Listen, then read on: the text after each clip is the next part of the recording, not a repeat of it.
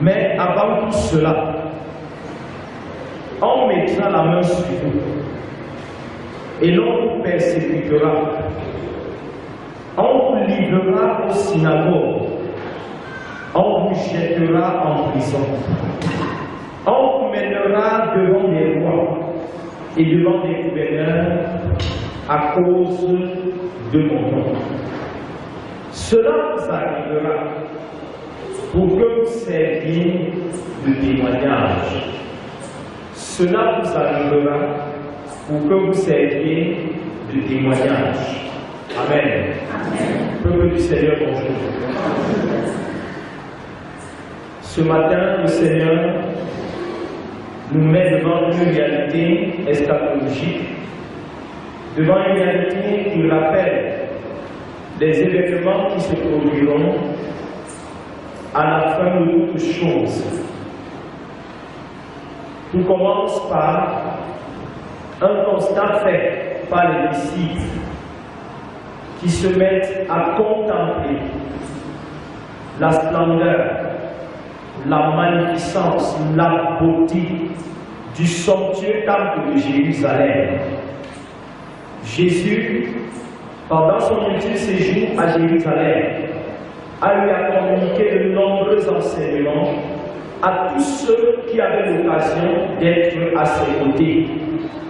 Et pendant que les disciples se trouvent en face du temple de Jérusalem, ils sont émerveillés par cette bâtisse qui a coûté énormément, que ce soit en énergie ou en argent.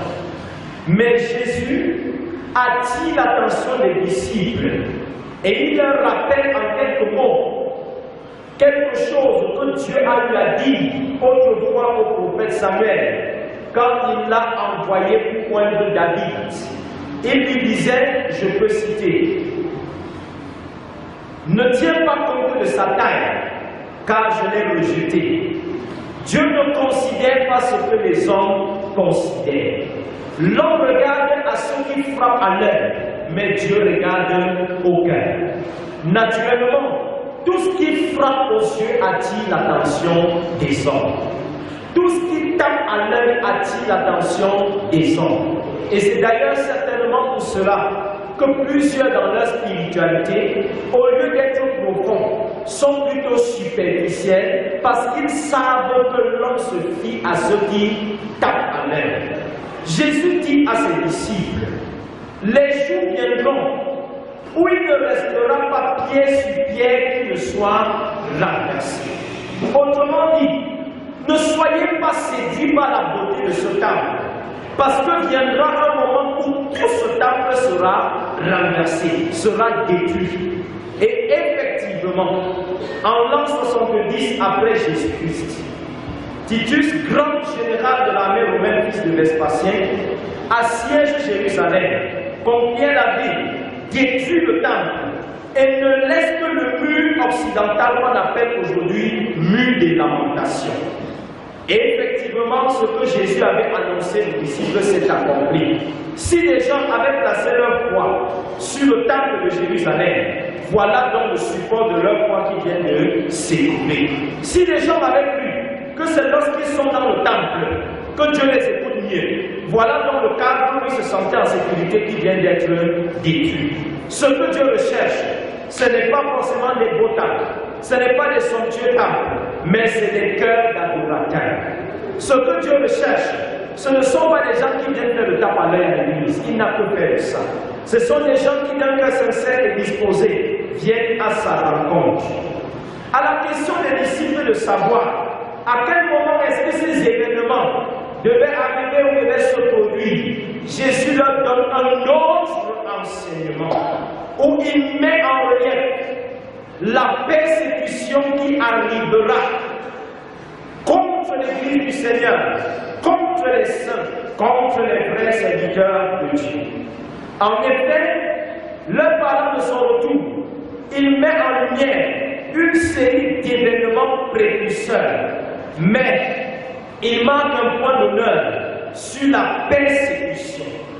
Au nom des signes annonciateurs de l'avènement du Messie, il évoque 3 ou 4 faits ou réalités.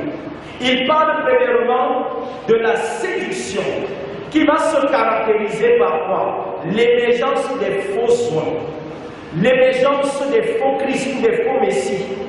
On verra une floraison d'envoyés de Dieu, entre guillemets, qui, agissant au nom de Dieu, seront entièrement à la solde de notre maître, et je dirais même à la solde de Lucifer.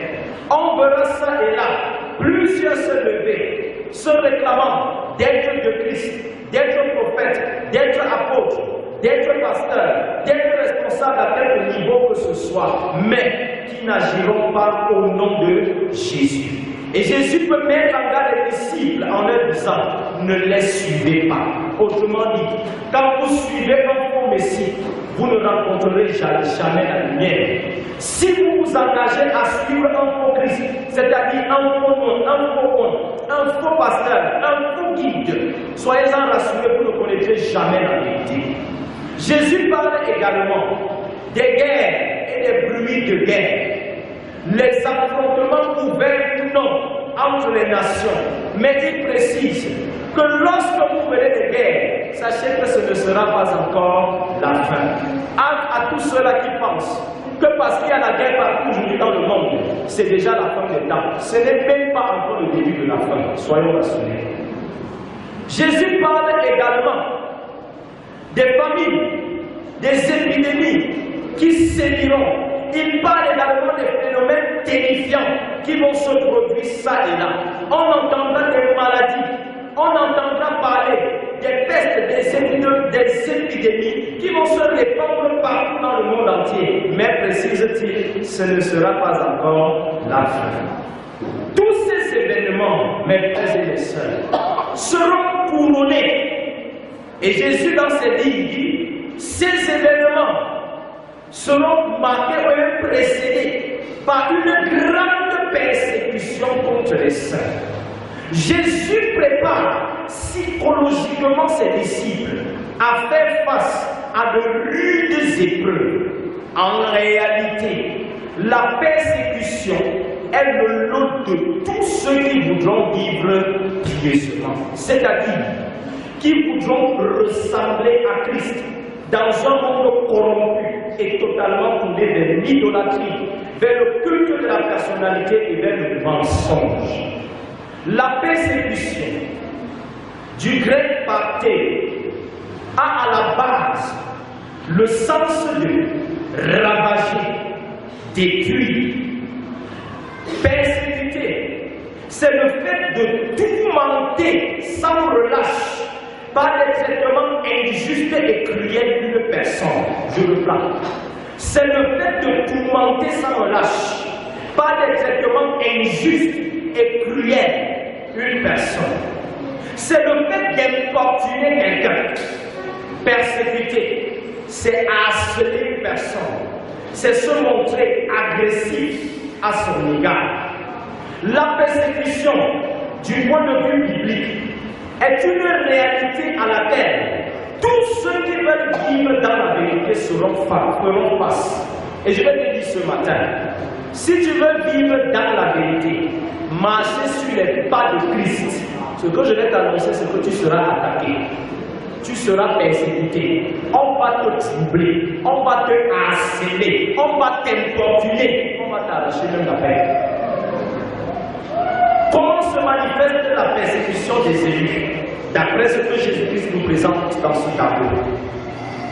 Le premier signe, c'est les accusations. Et j'ai envie de dire, les fausses accusations. À cause de Christ, tout ce que vous dites ou faites ne sera jamais correct devant le monde. À cause de Christ, les apôtres ont prêché la vérité, guéri les malades, mais le monde a dit qu'il pollue les mentalités par une fausse doctrine. Si vous vous levez pour aller dans les rues prêcher, certains diront que vous êtes devenus débiles et qu'il faut qu'on vous recadre. Si vous vous levez, priez au nom de Jésus pour guérir les malades, d'autres diront que vous êtes un occultiste et que vous avez trempé votre main quelque part. Exprimez librement votre foi. On vous dira que vous êtes un fauteur de troubles et qu'il faut que vous alliez vous faire voir ailleurs. Mais la Bible dit, là où est l'Esprit du Seigneur, là est la liberté. On n'enchaîne pas les gens là où Jésus-Christ a affranchi les personnes. Jésus ne nous a pas affranchis pour que nous soyons séquestrés par les humains. Jamais. Et parlant de séquestration, c'est d'ailleurs le premier signe qui caractérise, le second signe qui caractérise la persécution contre les élus. Jésus dit, vous serez incarcérés, c'est-à-dire vous serez emprisonnés à cause de la vérité. Et je vais dire que si pour certains, l'incarcération sera véritablement le fait de les mettre en prison, pour d'autres, la prison se manifestera sous plusieurs formes. Certains s'évertueront à vous stresser, à vous arracher la paix, à vous arracher, bref, à vous museler par des méchants propos, avec pour but au finish de vous éliminer s'il est possible. Souvenez-vous qu'aucun des apôtres de Jésus-Christ n'a été exempté de persécution. Dans mes recherches, j'ai eu à trouver quelques manières par lesquelles les disciples, certains disciples de Jésus sont morts. L'histoire nous dit que André est mort sur une croix en X. C'est pourquoi vous voyez souvent la croix en X, on appelle ça la croix de Saint-André. Il a été crucifié sur une croix en X. Vous pouvez plus imaginer à quoi devait ressembler son corps. Tout ceci parce qu'il a évangélisé autour de la mer Noire. Jacques, fils de Zébédée, a été décapité à Jérusalem même.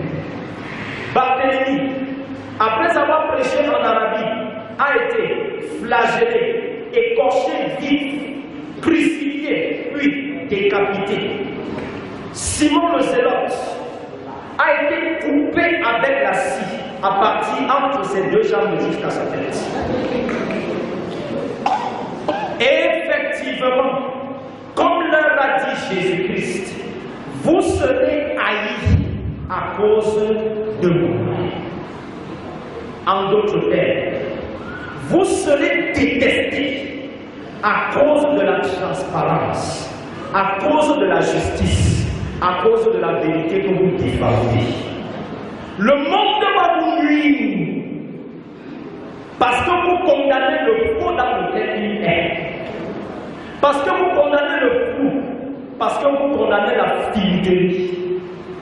Le monde, rappelez-vous toujours de ceci, le monde se plaît dans ses mots et déteste tous ceux qui cherchent à le bénir. Chaque fois que vous vous leverez pour penser les blessures de ce siècle, les fils de ce siècle vont vous faire la guerre. Quelle attitude devons-nous donc adopter face à la persécution? Le but visé par l'ennemi, quand il vous persécute, c'est de vous pousser à vous taire, à renier Jésus et à renoncer à votre foi. C'est de vous épuiser, c'est de vous agacer pour que vous finissiez par baisser les bras et par abandonner. Mais sachez que Christ n'est pas mort pour que vous fassiez la volonté des hommes. Vous n'avez pas été racheté à grand prix pour vous mettre sur un joug étranger. Mes frères et mes sœurs, face à la persécution, tenez ferme, ne faiblissez pas. Tenez ferme, ne reniez pas le Christ, surtout pas. Affirmez votre identité, qu'importe ce que ça va vous coûter.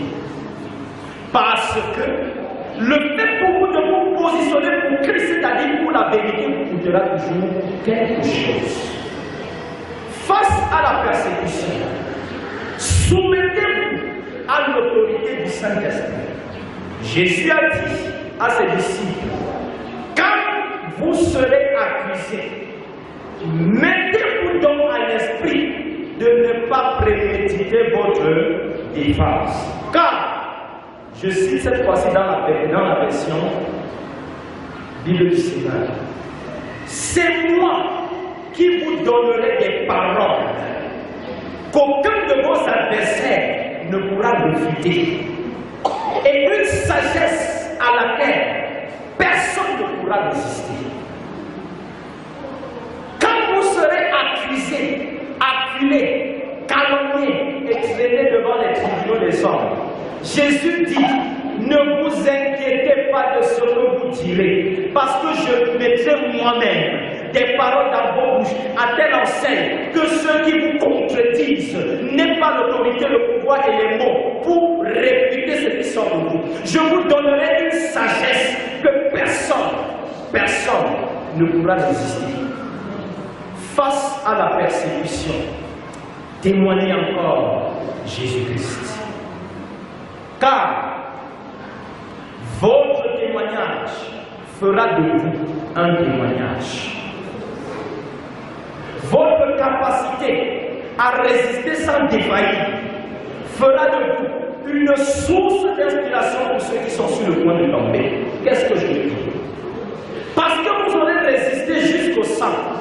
Ceux qui sont faibles et qui sont sur le point d'abandonner diront, tel a résisté. Et s'il a tenu jusqu'au bout, pourquoi pas moi? Aujourd'hui, quand nous regardons au témoignage des apôtres, nous nous sentons encore motivés et encouragés à servir Jésus-Christ.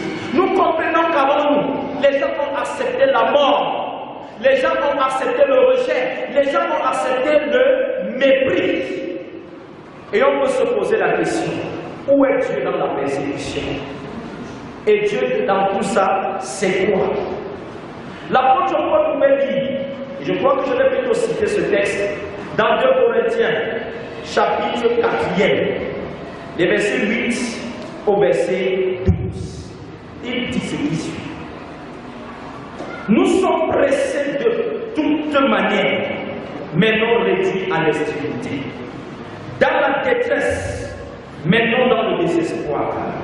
Persécutés, mais non abandonnés. Abattus, mais non perdus. Portant toujours avec nous dans notre corps la mort de Jésus, afin que la vie de Jésus soit aussi manifestée dans notre corps. Car nous qui vivons, nous sommes sans cesse livrés à la mort à cause de Jésus. Sachez qu'à cause de Jésus, les gens vous diront des choses. Les gens vous promettront même des choses. Et Paul poursuit en disant, ainsi, la mort agit en nous et la vie agit en nous. Autrement dit, il dit la mort agit en nous, excusez-moi, et la vie agit en vous. Autrement dit, nous souffrons pour que vous viviez. Nous sommes attaqués et persécutés pour que vous soyez encouragés. Il dit aux chrétiens de Corinthe, si je m'expose à la mort, c'est pour que la vie de Dieu soit manifestée en vous. Et je pouvais dire tout à l'heure, quand vous êtes attaqué, persécuté, c'est parce que Dieu veut que vous soyez le patron en couture, à partir duquel plusieurs vont reproduire le modèle de Jésus-Christ. Le même apôtre Paul pouvait dire, si je plaisais encore aux hommes, je ne serais pas disciple de Jésus.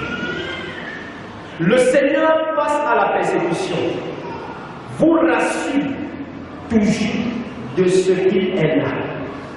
La persécution peut être une réalité, mais la vérité c'est que Dieu est toujours présent dans la vie des personnes persécutées.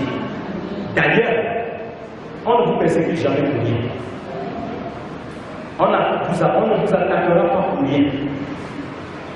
J'ai l'habitude de dire qu'on ne jette pas des pierres sur un arbre qui ne produit pas. Jésus conclut lui-même en disant, mais, j'ai beaucoup aimé cette phrase, il ne se perdra pas un cheveu de votre tête. Il ne se perdra pas un cheveu de votre tête. Mon frère et ma soeur, malgré les persécutions, c'est encore le Seigneur. Et je dirais que c'est davantage le Seigneur. Malgré les persécutions, sois encore intègre. Malgré les persécutions, témoigne encore Jésus, et je dirais même choque-les davantage. Malgré ce qu'ils pourront faire contre ta personne, tiens ferme. Jésus te garantit de ce que un seul grain de tes cheveux ne tombera pas. Il a dit que même si tu passes par le feu, il ne permettra pas que tu sois consumé par les flammes. Même si tu traverses la mer, il ne permettra pas que les eaux te submergent. Parce qu'il veillera lui-même sur toi. Tellement il attache de la valeur et accorde du prix à ses oies qu'il dit, pour vous, je donnerai les nations. Autrement dit, Dieu est capable de sacrifier tout un peuple parce que toi tu as du prix à ses yeux. Jésus a dit qu'avant la fin de toutes choses, vous serez persécutés. Et soyez-en rassurés, parce que vous connaissez la vérité, le monde va vous attaquer. Mais ce n'est pas parce que le monde vous attaque que vous allez renier Jésus. Attachez-vous au Maître. Soyez les porteurs de la lumière. Soyez les apôtres de la vérité.